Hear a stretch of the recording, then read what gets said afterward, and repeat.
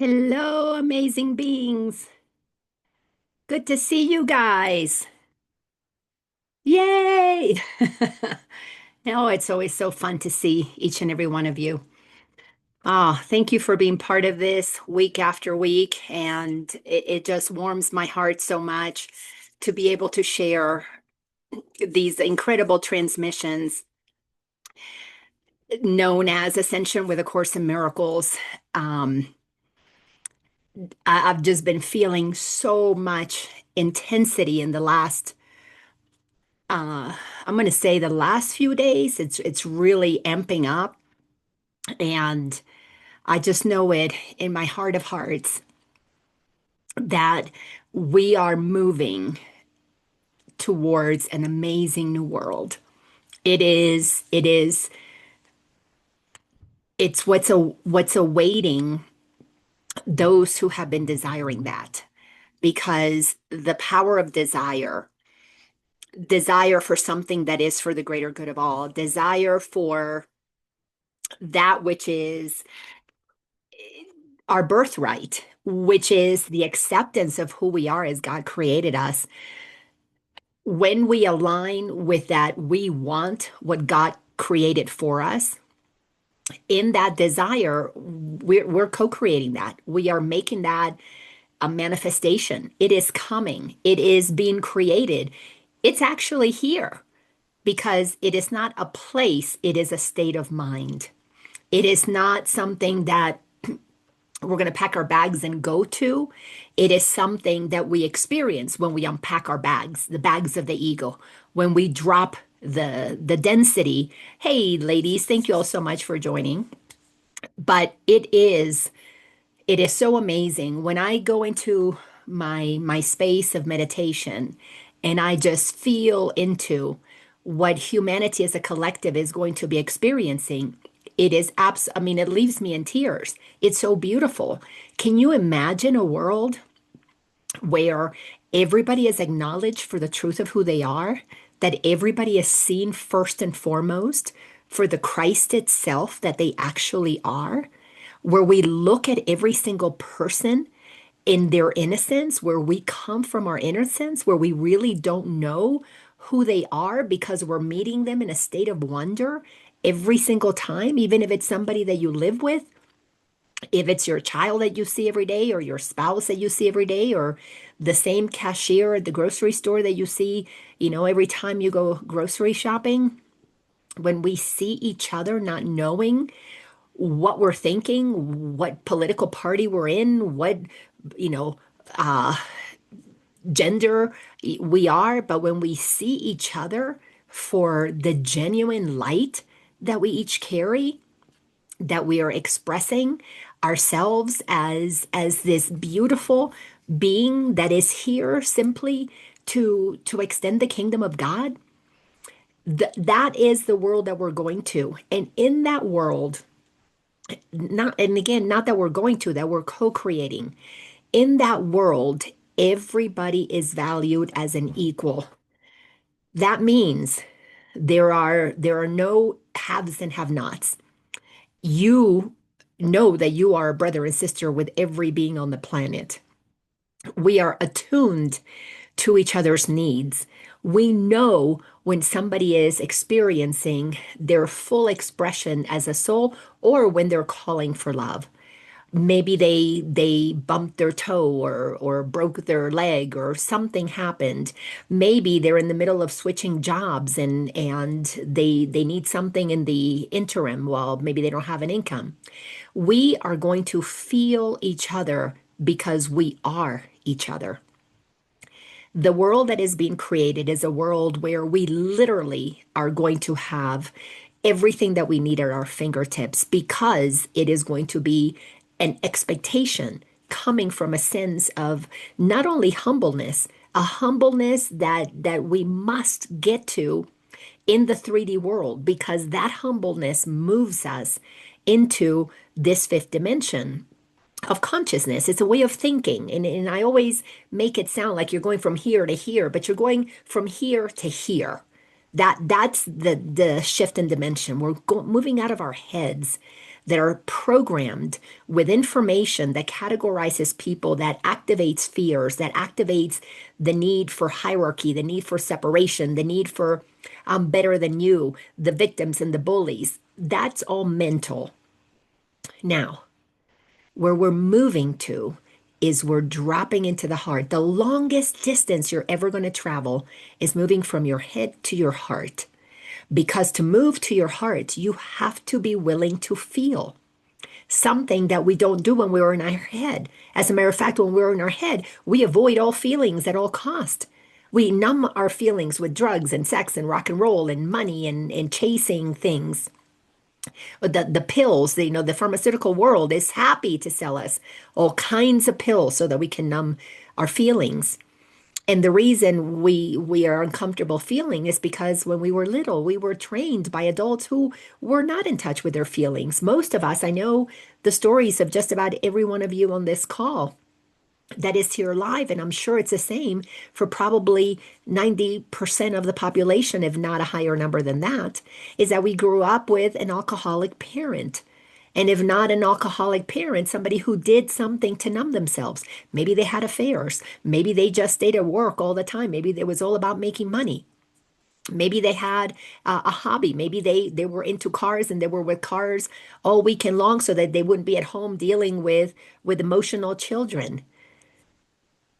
It is beautiful to watch so many adult people, clearly my age, a little younger, a little older, being willing to feel their feelings, because you have to feel it to heal it. And what we have to feel is that those fears that we have, that worry, that doubt, that insecurity, because it is all a lie. It is a mask that we created to protect ourselves. When we were being our happy little self, and all of a sudden a parent was upset because they got bad news at work, they wanted us to wipe that smirk off of our face. We were too happy. We were sent to our rooms. You weren't behaving how they wanted you to behave, and you were sent to your room.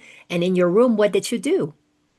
Maybe you got spanked. Maybe you didn't get spanked. It doesn't matter. You were told that who you're being is bothering mommy or daddy, or the teacher, or the preacher, or somebody was not happy with your behavior.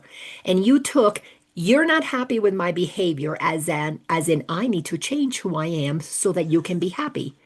That became the natural protective defense, because the ego is all about my happiness comes from the outside, because the ego is a total opposite to the truth of our soul. So what did you do? Well, you did exactly what you needed to do, programmed in your mind by the ego. I'm going to make you happy. I'm going to make sure you're not upset with me, because you are the source of my safety. You are the source of everything that I need. You are the source of my love. Can you hear the lie in that? Something out there is the source of what I need. When you come into your heart and you feel, you are going to have to feel through those lies, and they are painful. It's not comfortable as an adult, as a 50-year-old, as a 60-year-old, to sit with a part of you that has been there for decades, feeling scared, feeling insecure, feeling not good enough, not welcome, not happy, not lovable, not accepted, because you've been trying to change to please everybody else. And if you weren't trying to change to please everybody else, you were trying to control everybody else so that you could be okay. Either way, it's all pure ego. Again, it's not who you are. It's a facade, it's a mask, and we all put it on. Every one of us incarnated and put on a mask. The insecure child, the overachieving child, the extrovert, the introvert, all of those are masks. That is not who you are. The truth of who we are is that we are each the Christed essence, an individualized expression of God. That is who we are. But because nobody knew that when we were born, and those who raised us, they were doing the best that they could inside of their own mask, in their own insecurities, they had to shut down our happy little selves because it vibrated so high, it was uncomfortable for their unhappy child inside. So this work requires an incredible amount of courage, and I'm so grateful each and every you have had the courage. You have to feel, you've got to give yourself permission that every time you have an irritation, it's an invitation for you to see your ego's motivation. What am I protecting? What am I scared of?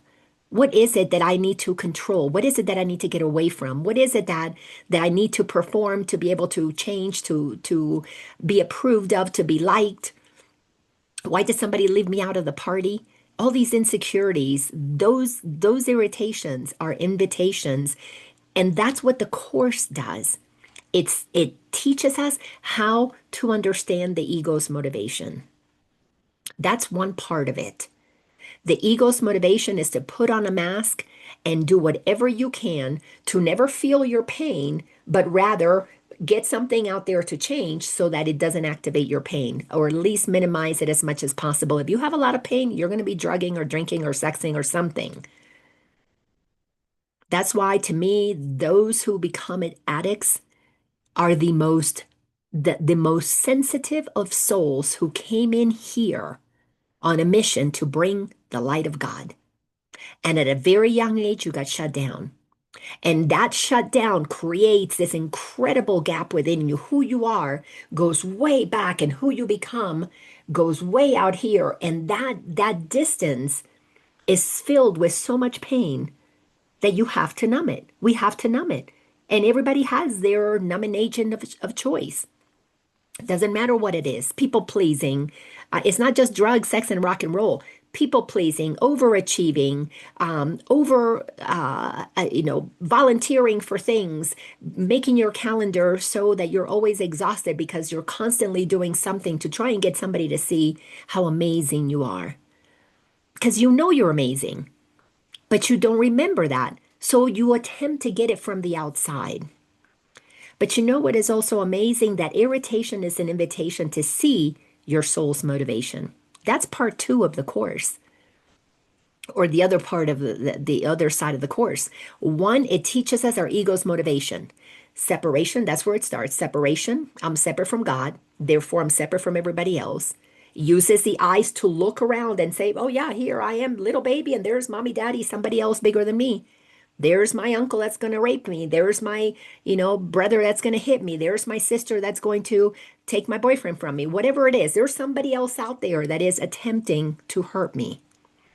And of course, there are those out there that are also nice to me. They're really good to me. So we cling to those people. And then if they die, we're heartbroken because they're gone. Our source of love is gone. All lies, but they are all part of what allows us to have a 3D experience. So there's no point in being mad at your ego. There's no point in blaming it and judging it. There's no point in that. The reason that there's no point in that is when you go to war with your own ego, what you are saying is your ego is real. It has power over me. And when you become more spiritually mature, you must do the opposite. You must be the one who decides, no, my ego has no power over me. It has zero power over me. It was the mechanism that allowed me to experience myself as separate from God. So that in that separation, in that being different, in that not knowing that I am the magnificent being that I am, I could have a third dimensional experience. How cool is that? You got to come here, have this experience of separation, have this experience of being a man, a woman, a trans, a cat, a dog, a gravel on the road. You got to play whatever role you wanted to play because we're infinite creators. We are the expression of the creative source of all that is. You can be anything you want to be. So we have to learn to make peace with the egoic part of us that allowed us to play the role that we're in. Because that is so important. You're not going to get out of this conundrum until you accept that you created the conundrum because you are a creator. And that is a very difficult thing for people who are in victimization to accept. I created my suffering. I created my dad raping me. I created my partner beating me. I created my bankruptcy. I created all of these terrible things that are happening. Well, Yes and no. Yes, you created it because that allowed you to have that egoic experience that you're in. No, you didn't create it because we're operating in a collective consciousness. All minds are joined. We are operating here as separate expressions of God, and our parents, they indoctrinate us with whatever information they have in their mind. So they pull us down to whatever level of consciousness they're at. We come in at the highest level. We get trained into whatever slot they're in. We go into that. And that's where the ego gets formed. You come down into that slot. So, no, you didn't create it because you are receiving and accepting and agreeing with the programming that you're getting. But here's the thing, when you recognize that you chose to incarnate, you chose to be you, and you go to that level of certainty, I am the creator of my reality, then you have to, at some level, agree that you chose to believe the things that were being given to you, even though they were not yours in a way, they were being taught to you by others. So, no, you cannot blame yourself for what you received from other people, that programming, that training, that idea that because you're born into a conservative family or a liberal family, and that's a popular topic to use nowadays because today we're in October 1, 2025. I cannot believe it that we are in the last quarter of the year. This is moving fast, people. This is moving fast because we are in the final window of the time of acceleration that started in after the harmonic convergence, 1988. The early 1990s was the time of getting ready. Late 1980s, early 1990s, that's a time when the acceleration of spiritual material, so much information out there for us to begin to tap into, the whole scare of Y2K, the year 2000, then the year 2012, all of these things were coming into our conscious awareness that something was happening, something was coming to an end. But we were scared because we didn't know. But then some of us went on a spiritual journey and began to realize, oh, wait a second. Yes, the old is coming to an end because the new is being created. Eckhart Tolle comes out with his book in the early 2000s, A New Earth. What a novel concept, a new earth. But nowhere in there did it say we had to pack our bags and go to this new planet called a new earth. All of it was do your own internal work. Discover the truth of who you are. You're not a poor, helpless being. You are powerful beyond measure. You are you are totally completely the expression of the divine creator of all that is, meaning you can create all that is in your experience. But what we are learning is that we need to understand the ego. We need to understand that part of us that took on all that information because we agreed to be born into the realm of separation. We gave them power. They're bigger than us. We're little bitty baby. So we begin to receive information. It's not your information, it's their information. So that's where you have to begin with. I took in this information, but I agreed with it if I never questioned it. I accepted it. I became a Republican because that's what daddy did. I became a Democrat because that's what mommy did or daddy did. Doesn't matter which side. Just using it for examples. If you don't question why you believe what you believe, you will not recognize that you believe what you believe because you're choosing to believe it. So we give ourselves grace. We receive this information. We were a young child. We were immature. We didn't know better. We trusted these people and we accepted it. But once you accept it, that's where the work comes in. I accepted it. I accepted when I observed mom or dad being mean to the neighbors, treating people horribly, lying. I observed when they were at the grocery store and they stole something. I watched them do that. I accepted that then, well, if they do it, I do it. I accepted when they were, speaking ill of somebody of the opposite belief system. We accepted it. That's where the power comes in. I accepted this. So then who can change it? I must say, no, thank you. I must recognize this was mom's, this is dad's, this is the government's, this is the media's, this is the medical systems, this belongs to the education system. That doesn't fit with me anymore. I don't believe that information anymore. Why do you not believe it? Because you're beginning to tap into who you are. Then the irritation becomes an invitation. Well, what is my soul's motivation? Well, the Course in Miracles makes it very simple. Very simple. It tells it to us in 1,000 different ways. You're one with God, first and foremost. We must accept the atonement. We just talked about this in our class last night. For those on the mastery path, you must accept the atonement. You can reject it, but it doesn't mean it's not there. You will always be one with God because you were created by God. Now, when you believe the ego, you're separate from God, then you create a personality that is separate from God. So you believe you're not one with God. And the church does an amazing job of letting us know God is up there on a cloud somewhere, paints God in such a scary way. Who wants to be friends with that, mean, ugly, bearded creature? I didn't as a child. No way. Reminded me too much of my father. I didn't want to be close to this person that spanked me and was mad at me, that was drunk half the time and had to tiptoe around him. I didn't want another one of those. Why am I going to create a relationship with my father? Why am I going to pray to my father in heaven when I already have a father and I feel like I'm in hell already? I don't want two fathers.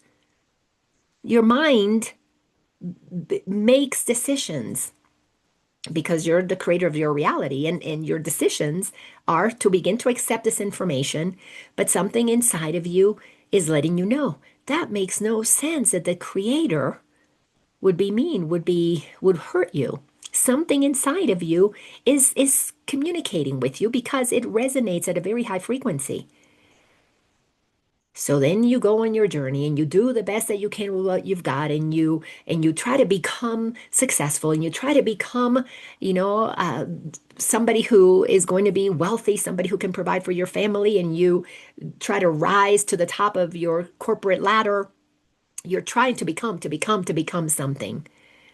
Atonement says you accept that you already are all that, pretending for a little while that you're not. A little while is just a lifetime. You're an infinite being. And if you take infinity, and let's say it's this long, this lifetime is poop, that little blip. And we're so stuck on this poop little blip. And this is all that we know. So we got to widen back. We got to take an approach of, okay, let me look at the big picture. If I'm an infinite being, why am I making such a big effing hairy thing about this little blip? We got to step back and look at this thing, put it into perspective. Course in Miracles tells us that we're using time to undo what was created over time. Meaning, I need to step back, take the time to look at what's happening, observe the projection, or not the projection, the I can't even think of the word right now, the trajectory of our journey. We came in all high frequency and we descended into low frequency through programming that I accepted. Nobody did it for me. Yes, you can say, but you don't have a choice. Well, it appears that you don't have a choice, but you could always say, Mom, I'm not going to agree with that. The times that I did that, I got smacked in the face. So I learned, oh, I better not do that. I came out a feisty little kid. And there were a lot of things that I wasn't agreeing with. And then I learned to, okay, I'll shut my mouth and I'll just do what I'm told to do, because to disagree would get me in trouble. Today's kids, they're not putting up with that. Thank goodness they're totally disagreeing. Young kids, 2, 3, 4, 5, saying such wise things. Well, we have to return to being like that little kid, reconnect with that essence of who we are, come back to the acceptance of everything that the Course teaches us is the truth of who we are. Atonement, we have to accept it. We are at one with God. We cannot not be. We can deny it. But when you accept that you are one with God, then you have to accept that you are made not only in the image of God, not only in the likeness of God, but you are made as God. Now, this is where we have to do enough work to be humble enough to realize that even though I am made of God, I am not the God. I am an aspect of God. This is where humbleness puts us in our place. And accept that just like a diamond has so many little facets and so many little areas that are notched into it so that it can, project light out, each and every one of us is a little facet of the one. So we're accepting that we are one with God and that we're made, everything about us is God, but we're not the God, just to put ourselves in a place where our ego doesn't take that and get it all spiritualized and think, well, I am God. I'm the God of everybody and I'm in charge. We've had people who do that and they are called cult leaders. So we move to the place of understanding, who are we really? If I'm one with God, if I am made by God, if I am, as the Course teaches us, still in the mind of God, because God is imagining an experience of life as Laina. If I allow myself to begin to listen to that guidance of God as it wants to express through me, you will find that it has very little requirements, very little, but they're potent. It's at peace because it knows it's one with everything. It's not at war with anything. It's not upset with anybody. It doesn't categorize people by different genders, by different sexual orientations, by different colors, by different financial status. It doesn't do that because it's one with all of it, expressing itself in all the infinite ways that it can. So it's already at peace with everybody. It's not going to go to war with anybody. So then you get to feel that peace, and it passes all understanding because we're not trained to be at peace with what is different from us. We're trained at a very young age and we learn it from our parents. Look at who they liked and didn't like in the neighborhood or in the community or in the family. And they would come home and talk about that person. My gosh, when my dad left the family and I was 10 years old, boy, did I hear the most crazy stuff from my mother and my grandmother and anybody who wanted to jump in the conversation about how bad my dad was, how bad men are. You can't count on them. You can't depend on them. All those things were being programmed into my mind. So I'm growing up, getting, my hormones are telling me I want this, relationship with this boy at the time, but my mind is telling me, but you can't trust him. Well, that sets you up for a lot of suffering. So you discover that you're one with everything and you feel you're at peace with everybody. Then you discover that you are a creator, that you're here to create, that your joy comes from extending. It does not matter how you create. It can be painting, it can be singing, it can be gardening, it can be a mother, it can be sitting and just sending love because you got so much flowing through you and expanding and extending that you're creating. You're creating anytime you're extending. Extending means to give away. And of course, you'll learn through the Course in Miracles that giving and receiving are one. As you give of that joy, that gratitude, you're just being one who is grateful when you make a meal. You're giving and receiving. You're receiving the nourishment, but you're giving that gratitude. The things that are true about who we are, our soul's motivation is very simple. But our minds have been programmed into believing that for it to be good and real, it must be complicated. It must have big instruction manuals. The bigger the instruction manual, like you go to college and you spend 4 years getting instruction, the more stuff that I have to learn about it, then the more important it is. It's not so when you come to the truth of who you are. It's very simple. Very simple.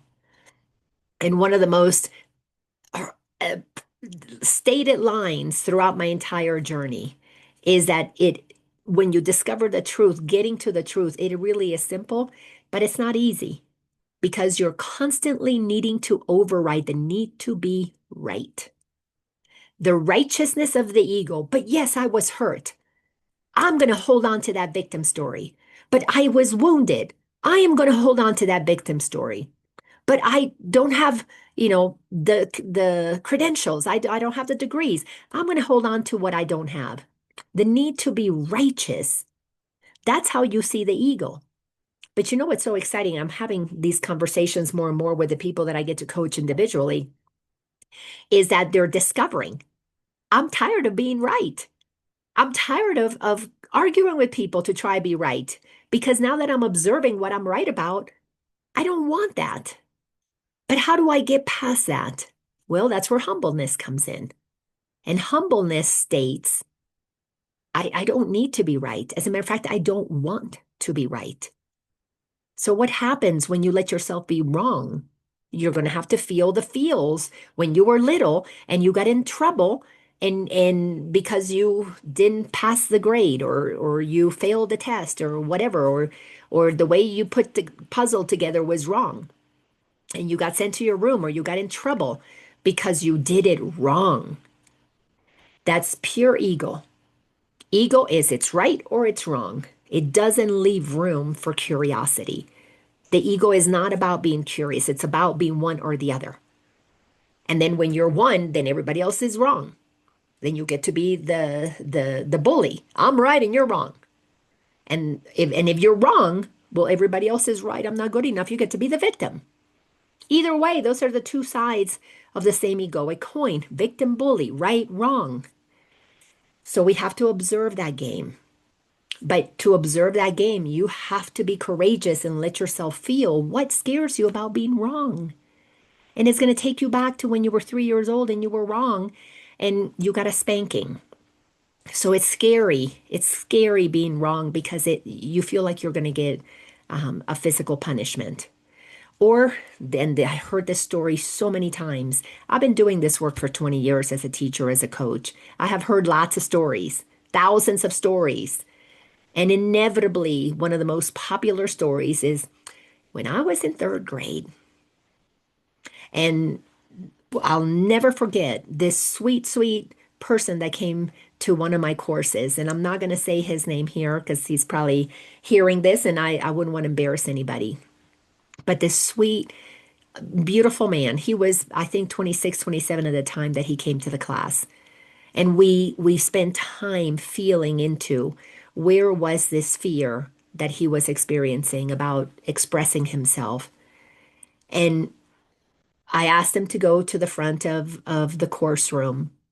And right there in the front of the course room, he began to cry. And what he began to feel was this incredible terror.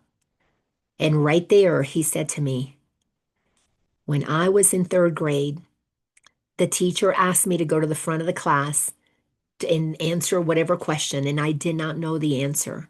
And I said to her, I don't know. Please don't put me up there. And the teacher said, well, you've got to get up there. If you don't know the answer, you're going to be in trouble. And he said, I don't know the answer. Let me stay back here in my seat. And the teacher said, no, you're going to go to the front of the class. And he went to the front of the class. He was so nervous, he wet his pants. And right there, this sweet, sweet third grader, probably 8 years old, 8, 9 years old, was mortified. He didn't know the answer. He was wrong. He was embarrassed. Everybody was laughing at him because he's there wetting his pants. He felt that his voice didn't matter because the teacher didn't listen to him, said, I don't know the answer. Don't put me up there. So many things in that moment, God got all knotted up. People laugh at me when I'm in front. People don't listen to me. I'm wrong. I'm going to get in trouble. So many things began to shape his mind. And for decades, he felt like he never wanted to speak up. And now he's an amazing person who does incredible work in the world. And he gets to speak up and be in front of audiences. And I remember hearing from him, getting messages from him. We follow each other on Facebook, but I stopped getting those texts where like, Laina, being in your Power of Awareness workshop, it transformed my life. It freed me. It helped me see what was going on. That's what I live for, is to help people be able to choose the truth of who they are and peel away those masks that hold us back. Last week we were working on lesson 186, Salvation of the World Depends on Me. This young man went on to live his life in a way that he has taken everybody off the hook. The salvation of the world depended on him. Instead of using people to, talk for him or make him feel safe or validate his victimization, he saved all those people, spared them from those roles that are not our natural roles because he began to own his voice. He began to stand up and speak up. He began to not be afraid of being wrong. If he was wrong, you know what? I'll learn it. I'll go figure it out. It's an opportunity to get curious, to be open-minded, to learn something new. Transformed his life. I love watching him. Now a super successful businessman that's doing amazing things in the world. So last week we looked at that lesson 186. We looked at paragraphs 1 and 2. This is the statement.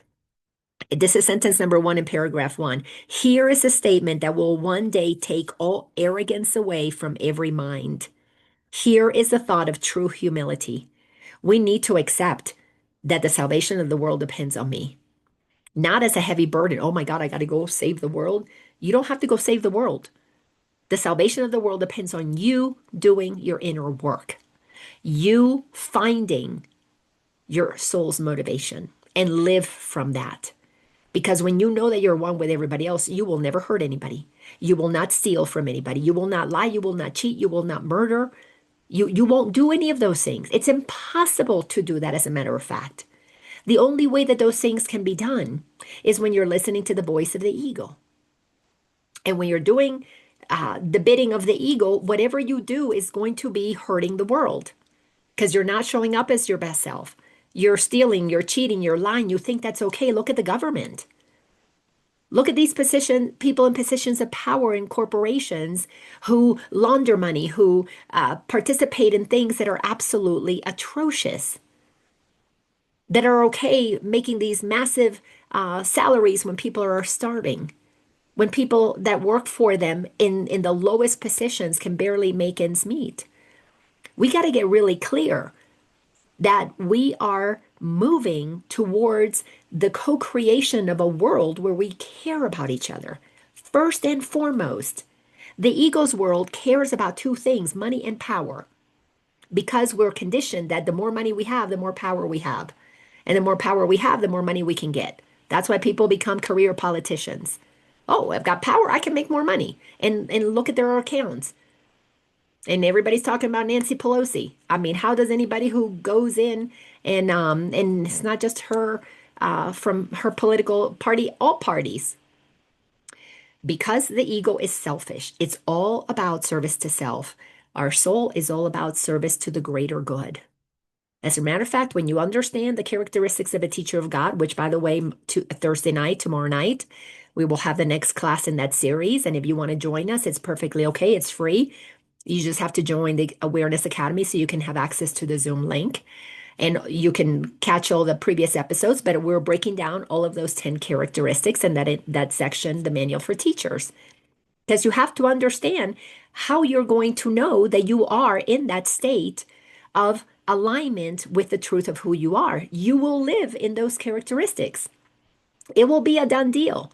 That is how you know that you have woken up, that you are enlightened, whatever word you want to use, it doesn't matter. When you're in alignment with those characteristics, you're embodying the truth of who you are. Service to the greater good becomes your number one thing.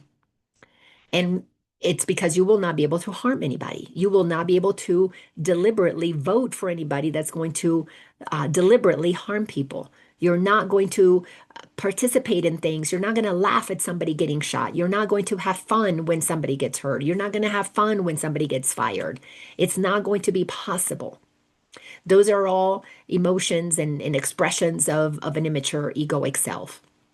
When you know the truth of who you are, you save the world because you spare the world from your insecurities. You become so confident that now the world feels safe around you. Everybody gets to be themselves around you. It's just absolutely amazing. So you've got to let go of that arrogance of being right, and you've got to learn true humility, which is the acceptance of the atonement that you are as God created you. Don't try to find out who you are based on what you've got. Find out who you are in conversations with God, which, by the way, was a great book series by Neil Donald Walsh. Amazing conversations that he had with God. So as you begin to acknowledge the proper will of God, you begin to stop judging. And when you stop judging, you stop basically pointing the fingers out there. You begin to come back in here. You begin to want to feel what blocks you from your truth. You'll listen to the fears in your head. You'll feel the fear in your body. You'll understand that emotional work requires understanding the thoughts and removing the emotional blockages that are in your body. These are called samskaras in other traditions, where you have to feel where you have been holding those lies, because when you go into fear, you go into protection mode. Fight, flight, or freeze. You're going to be in some kind of protection. You've got to learn to stop yourself when you're in that protective mode and feel, where is this coming from? And then you tell yourself, this is not who I am. I am the child of God. I am as God created me. Internally, you shift and you lift yourself from the low frequency fear beliefs into the higher frequency truth of who you are. But you got to be willing to feel it, because that is where the secret sauce is. Because when you begin to feel your fears, you're practicing courage. And when you start feeling courageous enough to feel the fear, you're not running away from them anymore. You can begin to see, oh, wow, if I can sit with the discomfort, I can sit with all discomforts. And now, not only are you able to sit with your stuff, but you can be present for others without judgment, because you go, I've been there, done that. I know it's uncomfortable. Like I said, this is simple, but it's not easy. Then we saw in paragraph number 2 that sentence number 1 says, let us not fight our function. We didn't establish it. You didn't create yourself perfect and magnificent and loving and peaceful. You didn't create that. Just accept that you are perfect and magnificent and peaceful.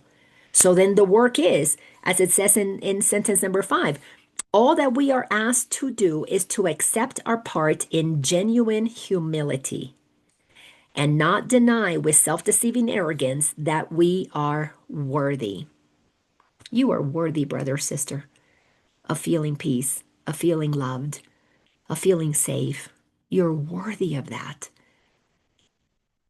Don't try to figure out how you got that. Accept that it is who you are. Become humble enough. Turn off that righteous ego that wants to say, but wait a second, I'm not lovable enough. Why would God love me when my dad didn't love me? Accept it. Begin to play with, try it on. Ooh, what if I am worthy? What if I am, what if I am magnificent? Sit with that. Do you know one of the most regular things that happens when I'm coaching people who are newer in their journey? When I say newer in their journey, doesn't mean that they just started. It could be that they're just in the beginning stages of the journey, which can last many decades for people. They're always they're always advocating for their ego. They always want to convince me of what's wrong with them. They want me to know that they cannot be happy because of this thing that happened to them. They advocate for their inadequacies. And we spend, I don't typically coach anybody else that's in that stage of the journey. I'm more with people who are just a lot more mature, because there are so many people now that are accepting, okay, I want to feel the goodness of me, the wholeness of me, the worthiness of me. Why? Because now we get to be, as it says in here, the salvation of the world depends on me. We get to be the light that now shines for more to find their way home. We become those steady lighthouses on the shore that shine our light. We don't need to go get anybody, because nobody needs saving, by the way. But you stand on the shore, certain of who you are. You shine your light, and those who are in the darkness, those who are those ships in the night, who are overtaken by the storms of their lives, and are just absolutely rocked by things that happen to them, deaths and diagnoses, job changes, house changes, hurricanes, whatever it is, those who are shaken up by the storms in their lives and they're in the dark because they don't know the truth of who they are, they're looking for a steady light. You become that steady light when you're no longer taking sides in things in this world, when you are standing grounded. They want that. They want that because it starts resonating in them. This is the power of resonance. Like a tuning fork, you're sending a signal, and then, or the better example is metronomes. You start getting all these metronomes going in different directions, and before you know it, they start synchronizing. Powerful, powerful when you begin to accept that the salvation of the world depends on you because you accept who you are as God created you. You stop arguing for your limitations because you say, okay, if God created me whole, perfect, and complete, let me practice what that would be like. And I can promise you, when you start practicing that and it's not who you have been pretending to be, you're going to feel inadequate. That irritation is an invitation. Begin to do the work of sitting with that, finding out where you learned it, and then sit with a part of you, that little child that couldn't express itself when you were 2, 3, 4, 5, for whatever reason, and give that one a voice. Let that one know it's okay. You don't have to believe the lies of the ego. You're safe. I'm here. In many ways, we're reparenting ourselves, but with truth instead of with low frequency thoughts. That is all that we knew. Paragraph number 3. Today's idea may seem quite sobering until you see its meaning. All it says is that your Father still remembers you and offers you the perfect trust he holds in you, who are his son. You were talking about that last night, Janie. God trusts us. God created us perfect and complete. God knows that we can do this. And God, a true, unconditionally loving creator, parent, if you want to see it that way, trust that you can handle this. But it also gave us free will, meaning we'll do it whenever we decide that we're ready to do it. We're in the window of acceleration. I am not going to stop saying this. We are in the end of a cycle, the cycle of going around, spinning around in the same third dimensional frequency. This is a chance that first time ever in the history of the universe, and you can go listen to lots of different channels who say the same thing. We are giving an opportunity to not have to die to make a choice about what we want to do next. We are given a choice to wake up, die to the old self so the new can be born again. What is being born again? Is the truth of who you are when you were first born. We've got to bring it out. We've got to bring it forward. We got to move that ego backwards and say, you know what? Get in the back seat and let our soul move into the position of leadership, because our soul is like this little child that is curious, that is not, doesn't need to be right. It's just curious. It wants to hear what everybody says. It's willing to give everybody the microphone and tell me what you think. It's not going to change my mind if I know my truth, but I want to hear what you have to say. Why? Out of respect that we're all individualized expressions of the Creator. How beautiful is that? That is what we're moving more towards. The willingness to hear each other because we understand that every voice matters. And how are people going to change their minds from ego to soul? Is when a soul can be respectful and hear and say, okay, you see it that way. It's not how I see it, but that's okay. I love you anyways. That level of peace is what everybody wants. That is becoming so powerful right now. It's impacting the world. We want more of that. So the Father remembers who you are, and it has offered us perfect trust because he knows what we are capable of. But also this Father, Mother, whatever you want to call it, this creator being respects us just as it wants us to respect others. And if we're not ready to accept that, it's like, it's okay. You're the creator of your reality. You're safe in my mind. You're eternal. You're going to be just fine. Can you imagine if we treat others like that? Well, I don't believe what you're saying. But if you don't want to look at it my way, that's okay. No problem. Can you imagine how wonderful it feels when people stop trying to fix us or change our minds or making us feel bad for what we think? That is an unconditional love of the Creator that it is giving us as an example. God knows who we are. God trusts that we are going to do whatever it is that we do, but we will never be able to hurt our soul because our soul is in the domain of God.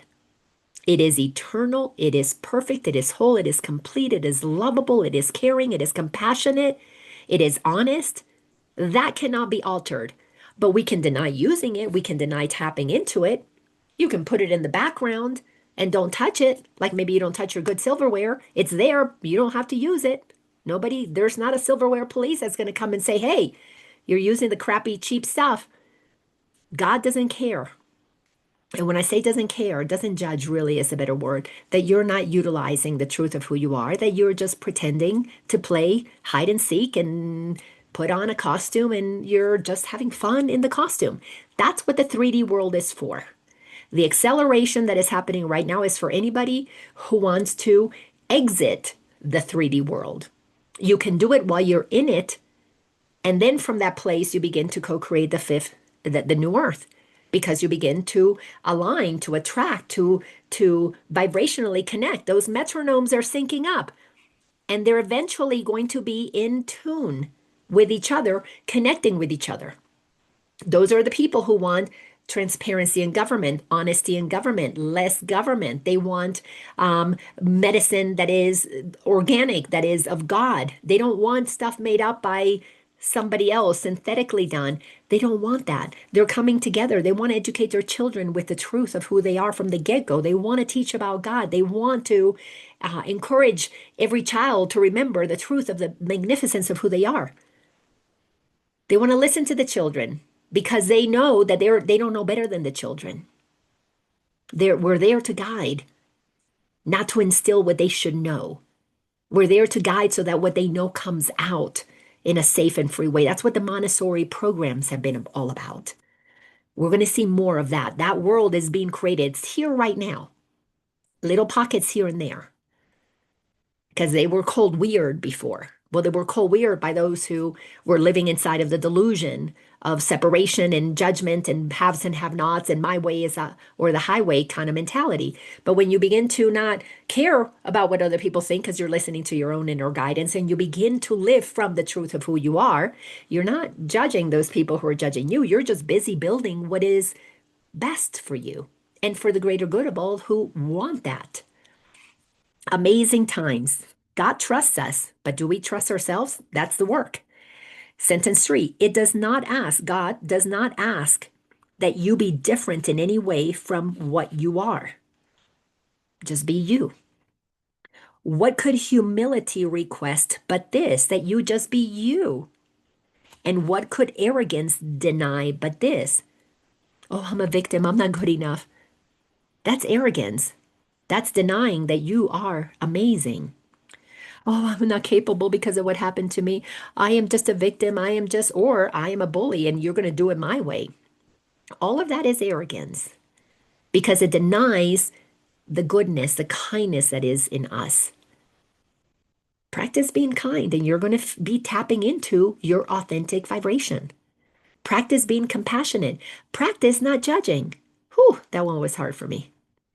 Practice not judging. Practice not being right. Anytime you get into an argument with somebody or trying to prove something, even if it's about the Course in Miracles, practice for a second. What if I'm wrong? Ooh, God, I really don't know what anything is for. Tell me, what is it that I need to know? That's the beginning of building humility. Ego hates that. Ego does not want to be wrong because wrong is always associated with punishment. So when you begin to make yourself comfortable with that, maybe I'm wrong. What if I'm wrong? You know what's going to happen? You're going to learn something new. That's all you're doing. Every time that you say you're wrong, you're just saying, I don't know it all. And guess what? You cannot possibly know it all. Remember, if infinity is this and we're here in this little blip, you cannot know it all. You only know this. You don't know everything else.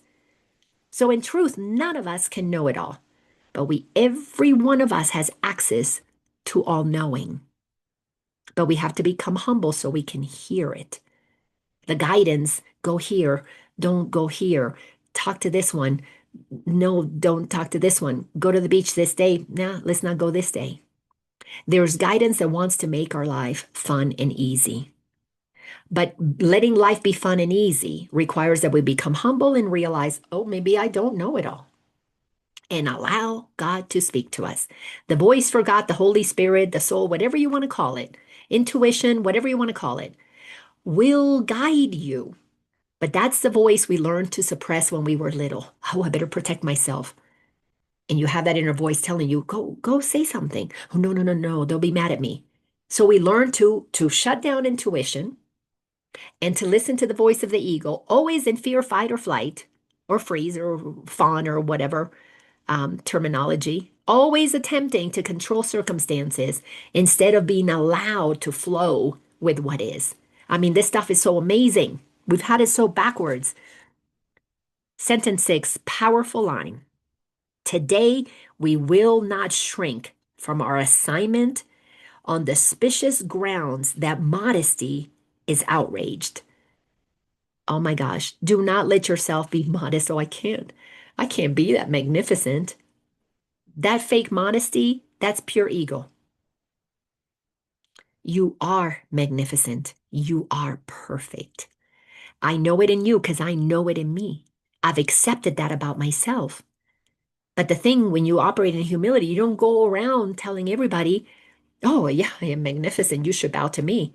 Your magnificence recognizes theirs, and from that equality, you treat each other with kindness. That's where all that stuff comes out. That consciousness activates that compassion and that kindness, and that leads you to just be somebody that people want to hang around because they don't feel depleted around you. They feel seen, they feel acknowledged, they want to be with you. Not just because you're the one who pays the bill when you go out, or you're the one who's always organizing the parties, or you're the one who, you know, uh, brings the fun stuff to the party. You're one that they feel safe with. You're not trying to take anything from them. Very, very different. It is pride that would deny the call for God Himself. So one thing you got to understand about pride, we're going to look at it from two perspectives. When we are descending, we must move from the higher frequencies and move into the place where we have courage to descend, and we go into pride. Pride is a lower frequency. You got to experience it going down like you have to experience it going up, because pride says, I should have things my way. You know, when you see pride going down, for the most part, is in those teenagers. They're ornery. They don't want to do what you want them to do. They're exercising their pride. I should have it my way. I know more than my parents, whatever it is. There's that pride that fights to hold on to the truth of who it is while it is being brought down into the lower frequencies, where they begin to fear being themselves or fear not following rules. So then we descend. But it takes a lot of pride to say, as a soul, I can handle this. I can handle coming in and being a human, because we know we can. So we come in and we descend. We have the courage to put ourselves in total bondage, in total 3D suffering. That's what we have to recognize. We chose to enter with a lot of pride. I can do this. God, of course I can do this. Because we knew that we were safe in the mind of God, because we knew that others were going to be there to help us remember. So now we get stuck in this frequency. And now, in the time of acceleration, we can wake up. We can return to the truth while we're still here in human form. And that pride then has to return. But it's a pride that says, I deserve this. But it's a humble pride. It's a very humble pride that says, I deserve to be as God created me. I'm not going to fight the truth of who I am. I am going to accept it. And then we go to paragraph number 4. All false humility we lay aside today, that we may listen to God's voice reveal to us what He would have us do. We do not doubt our adequacy for the function He will offer us. God has given us a function. The function is to save ourselves and save the world. That's our function. Our purpose is to be happy. Our function is to be the saviors of the world. And we save the world when we do our inner work and remember who we are. In true humility. Sentence 3 says, we will be certain only that He knows our strengths, our wisdom, and our holiness. That's the only thing I want you to be right about. God knows how powerful you are, how amazing you are, how capable you are. God knows you are strong, that you are wise, that you have access to all knowing within you. Isn't that amazing? You don't need to go study to fill your mind with all kinds of information. You can just tap into the source. Tap into that source, and you can then, because all minds are joined, you'll begin to telepathically receive what you need to know when you need to know it. But we fill our minds with so much information and we think we're right that we block the ability to tap in, to receive. God knows that we are holy. Can you sit and accept I am holy? And then say, and I know it. I am holy and I know it. Thank you, God, for making me holy. Now let me live from that holiness. Sentence 4 says, and if He deems us worthy, so we are. It is but arrogance that judges otherwise. Whew, I remember reading that and thinking to myself, well, I can't think that I am worthy. I can't think that I am holy. People are going to think that I am crazy. And the few times that I was a little brave and I would start sharing that, people thought I was off my rocker. Who do you think you are? What, you're talking to Jesus? My Christian friends, I'll never forget when I mentioned this to a sweet Christian friend who invited me to the church that I was actually attending. And she was a devout Christian. She just followed Jesus. And when I said, I'm getting guidance from Jesus, her first reaction was, who do you think you are? Jesus is not talking to you. Because her ego was telling her, I'm the one who took her to church. I'm the one who knows the Bible back and forth. How can Jesus be talking to her and not to me? Well, that's because she did not understand. Her ego was built in that arrogance that if you know the Bible backwards, then you know Jesus is not going to talk to anybody else that doesn't know the Bible. That's why they quote the Bible instead of quoting what God is sharing with them. When you begin to accept that you are worthy, that you are holy, that you are strong, you are capable, and you begin to accept that power in a humble way, the first thing you're going to do with that awareness, that knowledge, that strength, is you're going to begin to sit with a voice for the ego, and you're going to begin to say, thank you for what you're sharing. It's served me well. It's let me have this life experience as Laina for all these decades. But I no longer want to live in that story, because that story, if I defend it, is I'm being arrogant towards God. And you lovingly and gently, because you got to be gentle with yourself. When you're in fear, you got to be gentle with yourself. Say, I know that I'm feeling fierce, but I'm feeling fierce because I'm listening to the voice of the ego. There is a power within me. It's the power of God. I'm going to listen to that one. That one may be a lot more quiet than the ego. It's not going to be screaming. It's going to be very gentle because it requires that you be quiet, still your mind so you can listen. And when you listen, you receive guidance. And sometimes the guidance is very, very simple. It's a feeling. Yeah, that feels exciting. Or like, don't want to go. There's no conversation. There's no story. Oh, I better go because I don't want to miss out on blah, blah, blah. It's none of that. That's ego stuff. God's voice is very, very still, very quiet, very simple. And we have to be able to feel it. We have to feel the ego's pain to heal it, which pops all of those old samskaras. It's like popping all of these pent up bubbles of or balloons filled with old energy, old fears, old things that you couldn't process when you were little. So they're kept there until you can process it as an adult, as one who's parenting yourself because you're realizing you don't have to believe what mommy, daddy told you. You don't have to believe what government tells you. You don't have to believe anything you've been told. As a matter of fact, it requires that you decide that what if what I was told wasn't true? So that you can then be curious enough to, well, what is true? But that's a gift you give yourself when you have enough humble pride to say, I deserve. I deserve to have this peace. I deserve to have guidance. I am a holy child of God. I want that parent to guide me. We trust our human parents. Now we have to learn to trust our divine spiritual parents. And it only wants, it's not they, it only wants what's best for us. Think about it logically. It gave us a purpose, and that purpose is to be happy. But it gave us free will to be happy, to accept happiness or to choose misery.